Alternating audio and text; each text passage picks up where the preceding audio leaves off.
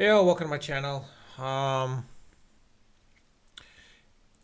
I'm not sure what to say exactly because it's surprising what the Knicks did against the Indiana Pacers. Granted, they beat the Sixers afterwards, but the fact that they couldn't take down the Pacers the way they were playing, there's some serious concern. Um, and I'm not sure.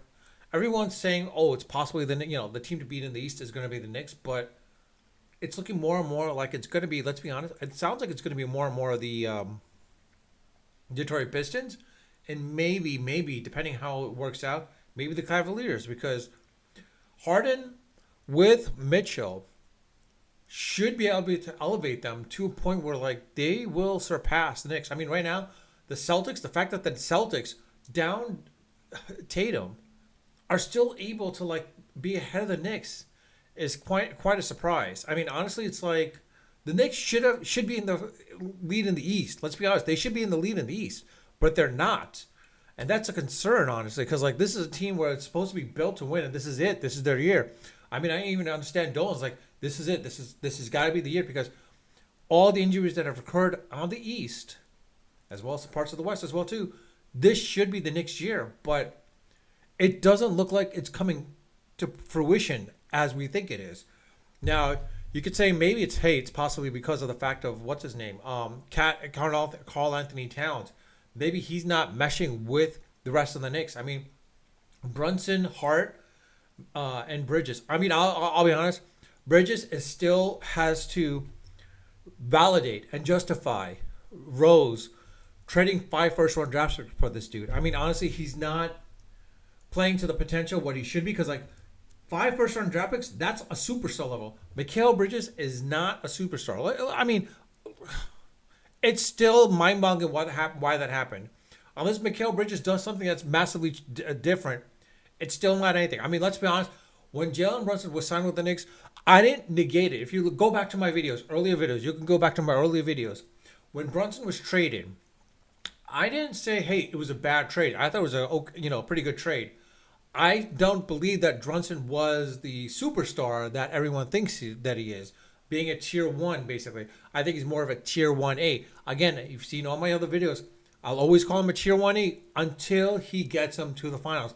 If he gets the Knicks to the final, I said until he gets the Knicks to the conference finals, I think he would have been great. But the fact is, when he got there last year, the fact that they couldn't beat the Pacers showed that Brunson cannot put it. Well, I don't want to say Brunson cannot put it on his back, but this is a team where the Pacers are a team that they should have beaten. Let's be honest. The Pacers are a team they should have beaten. They would never have been able to beat the the Thunder. Let's be honest. OKC would have wiped them out no matter what.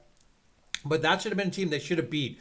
Once they surpassed the Celtics, they should. Well, I mean, honestly, Tatum getting injured also played a huge factor.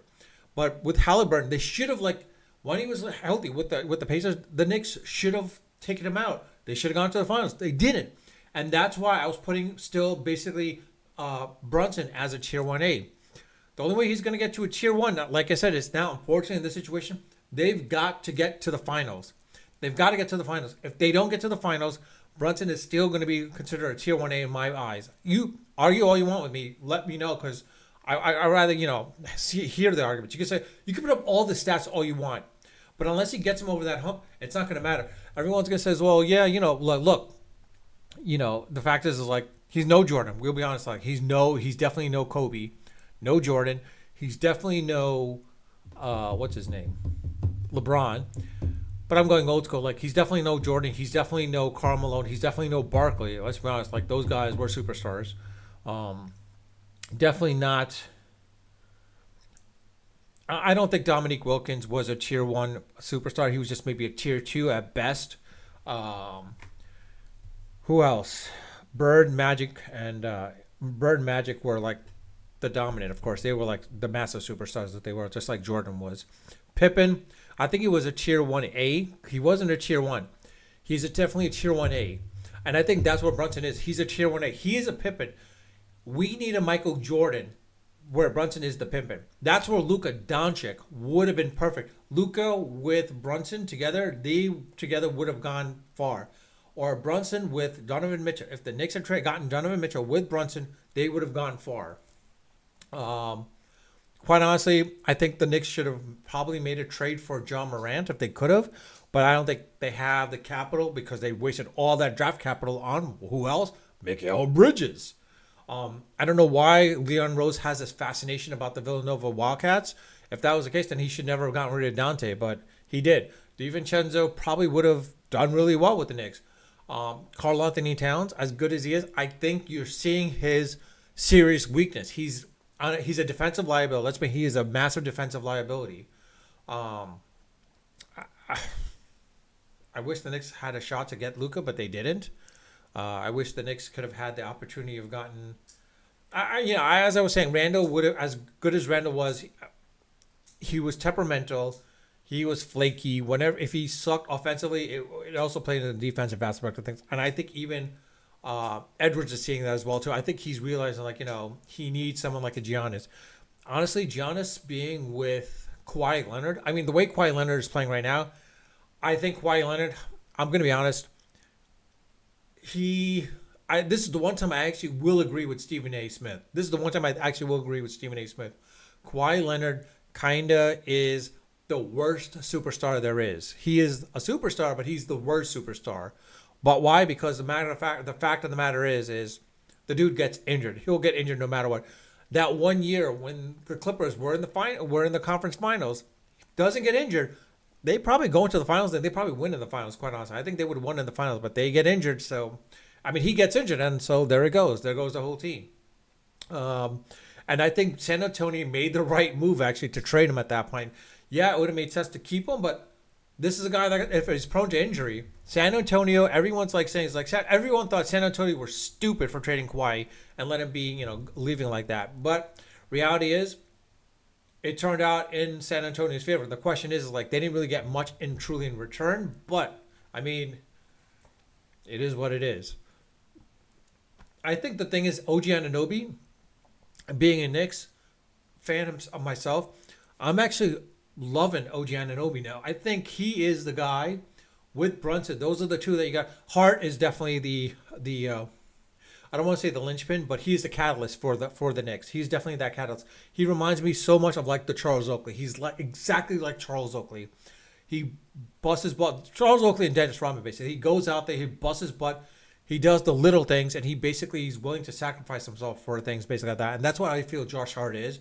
And I think the Knicks need to keep him with him and Brunson together. I think he's that basically he's not at the caliber level as Oakley and as Rodman, but he is like that person, basically.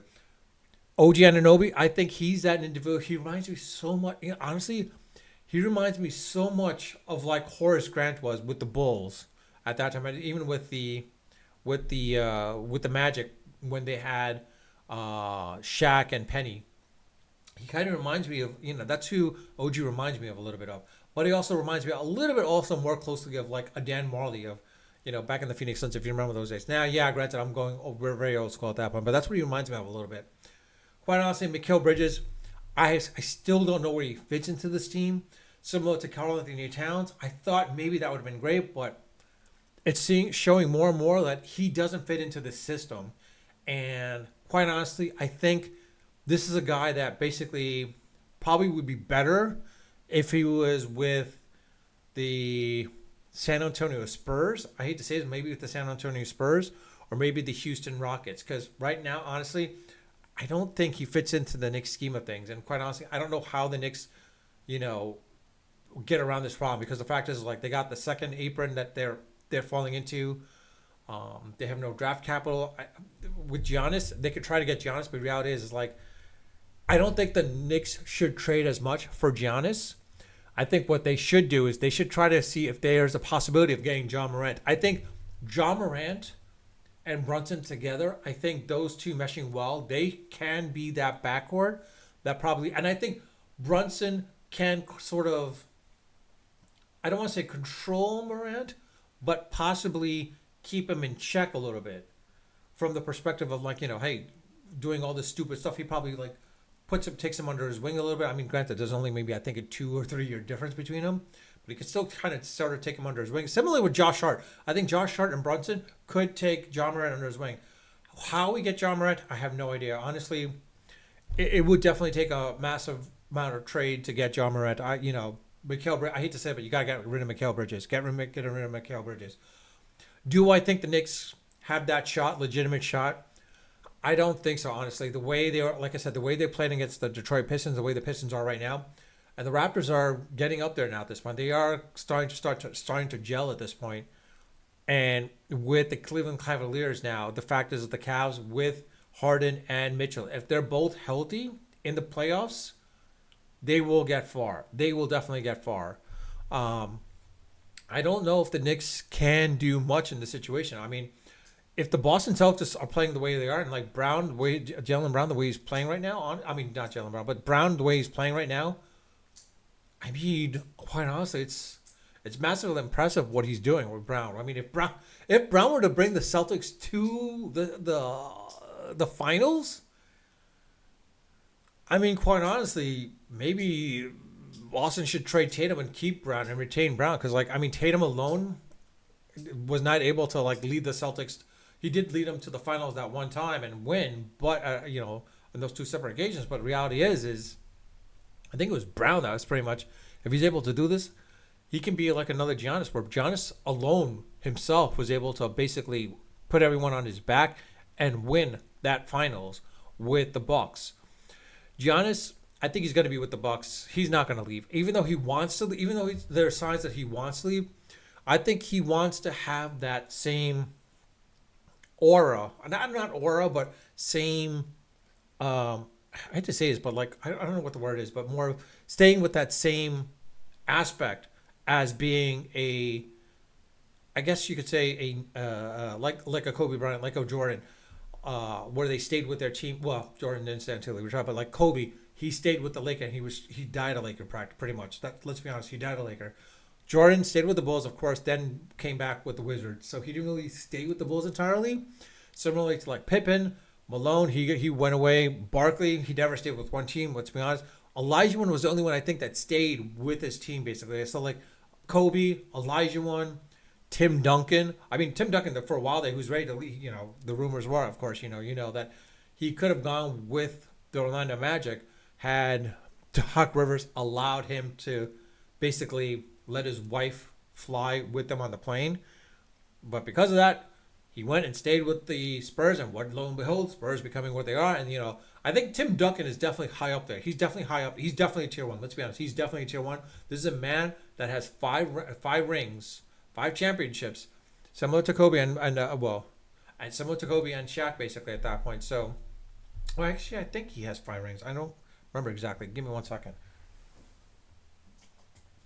Let me ask Google Gemini. How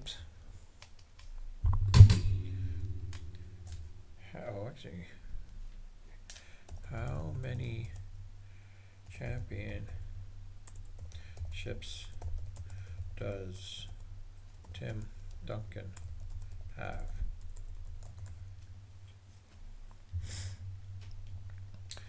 He has 5, yeah, exactly. Like, so 99, of course, with the Knicks, unfortunately, but that was like, the Knicks were lucky to get there. I mean, if they had a big man to block Duncan and Robinson, it would have been a different story. Of course, beating the New Jersey Nets. In 2003, 2005, they beat the Pistons. 2007, they beat the Cavaliers. That's right. And then of course, beating the Miami Heat 2014. But reality is, like, this is a dude who had 5 rings. I'm like, he's definitely a tier one. He's like Kobe, basically, with those 5 rings. Similar to Shaq as well, too. I mean, like, honestly, yeah, Tim Duncan's not a center. He's more of a power forward, but kind of could be a center. And like Olajuwon, let's be honest, Olajuwon,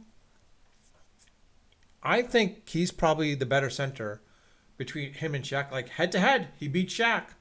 Head to head, he beat Shaq and Ewing. He beat 2 of the best centers out there. So I think, and Olajuwon pretty much did it on his own. Like there was no true superstar on the outside of Olajuwon on the Rockets. Granted now with Clyde Drexler, okay, that kind of played in his favor at that point, honestly. But Reality is like, let's be honest. I mean, Elijah pretty much won it on his own. Like he proved that he could beat Shaq and he could beat them and Patrick Ewing. Those two, and he beat Tim Duncan and Dave Robinson at one point as well too. So this shows that he was probably, and this is the time when the centers were like elite at that point. So, but in any case, I'm going well over to my minutes basically. But it comes down to this with the Knicks. Do I think they'll get to the finals? Realistically, right now, as we see right now, what I'm saying, I don't think they get that far. Maybe they get back into the conference finals at best, but I don't think they get past the conference finals. I don't think they get into the NBA finals. I would love to see them in the NBA finals, but the problem is, if they get into the NBA finals, it's probably going to be the OKC Thunder or probably the San Antonio Spurs. One of those two. I see what the Mavericks are doing with Flag. It makes absolute sense to revolve everything around Flag, Josh Flag. He's got that capability of being like another, not Jordan-esque or Kobe, but more of, I guess, Stephen Curry. Stephen Curry was basically a guy that basically was hitting threes. He was more of a, he reminds me a little bit of like a Bird. He's a person that can be just like Bird. He's got that nature of being like a Bird, basically, where he can change that team. Give him another year or so, and I think he transforms the Mavericks to a legitimate contender.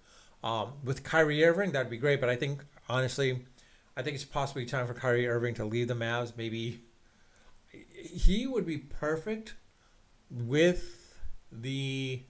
Well, I think Kyrie and Giannis should be together.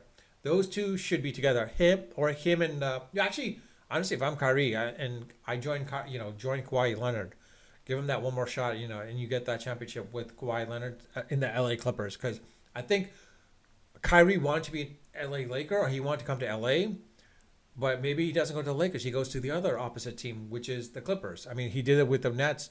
He went to the Nets instead of the Knicks. Maybe he goes to the Clippers.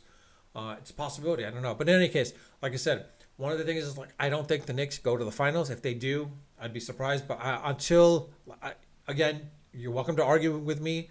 You could say stats all you want, but reality is like until I believe that Jalen Brunson can get the Knicks to the finals, he's always going to be considered a tier one for me. Tier 1A, tier 1A. I think Brunson right now at this point, he's more of a Scottie Pippen. He's not a Michael Jordan. He's more of a Scottie Pippen. I think the Knicks need a superstar like a Jordan-esque person within the organization. And that person, I don't know who it is. You might say Giannis, but Giannis is not leaving the Bucks. Let's be honest, he's not leaving the Bucks. I don't know who they can get. Honestly, I don't know who the Knicks can get at this point. If they can get John Morant, it would be great. Anthony Edwards makes more sense, but reality is they're not going to get Anthony Edwards. And I don't think him and Brunson would mesh well.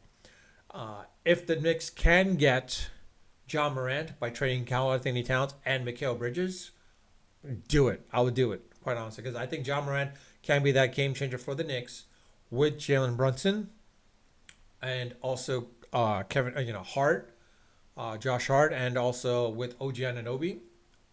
Those four right there alone should be enough. Fifth man would be Mitchell Robinson. If Robinson is not wet with the Knicks, just get another big man out there. There are plenty of big men out there that you can get at this point, honestly. And quite honestly, I think you need a guy that just rebounds at that point. You can get a reclamation project type of person, basically, more than anything else. But reality is, they get out of John Morant. I think they get over that hump by trading Karl Anthony Towns and Mikal Bridges. The problem is if Rose trades Bridges, it's a bust on his part. He just wasted the Knicks' future for this fool, basically. And I don't know, if you love Bridges, let me know. You're welcome to argue against it, but I'm telling you this: Bridges is not a superstar. You do not surrender 5 first-round draft picks, 4 uncontested, for a dude that's not a superstar. He's not even an all-star. It made no sense why they would trade him for that. All that capital they could have used. If Rose thinks that he could get someone in the second round, or even that wasn't drafted, great. But you're not going to find. It's very hard to find someone of that nature. Quite honestly, finding a diamond in the rough is not possible. The Knicks got very lucky with Porzingis, but beyond that, and Mitchell Robinson, beyond that, let's be honest, nothing has happened since. Brunson, they had the shot to get Brunson. They had a shot to get Mitchell. They had a shot to get Tyrese Halliburton as well too. Let's be honest, they had a shot to get Halliburton, but they chose Obi Toppin. And what Toppin is doing, showing he wasn't really worth that. Knox as well. That was a waste of a pick as well too with the Knox. Grimes not doing so great. Um, Deuce McBride. I mean, he's just a role player. But yeah, I'll be honest, he's just a role player. He's not a superstar at this point. It'll be interesting to see. I mean, Kolchak. I don't know how he. I don't know. He reminds me of just basically almost like a Lynn Sanity type of personality. He's more of a Lynn, but he's not a superstar. So I don't know. That's just my 2 cents on this. All this. Let me know your thoughts. I'd love to hear them. Love to see them in the comment section. But you're welcome to put in the comment section. I do read them all, and I do respond to them, as you've been seeing if you've seen them.